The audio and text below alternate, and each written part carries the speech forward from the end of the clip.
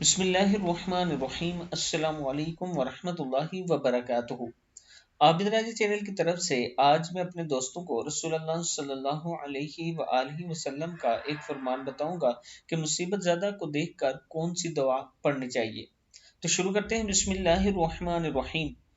فرمان مصطفیٰ صلی اللہ علیہ وآلہ وسلم ہے، جو شخص کسی مبتلا بلا کو دیکھ کر یہ دعا پڑھ لے، جو شخص کسی مبتلا بلا کو دیکھ کر یہ دعا پڑھ لے، یعنی مصیبت زدہ شخص کو دیکھ کر یہ دعا پڑھ لے، الحمدللہ الذی عافانی مما ابتلاک بہ وفضلنی علی کثیر ممن خلق تفضیلا، تو وہ اس بلا سے محفوظ رہے گا۔ ترمذی کی حدیث ہے۔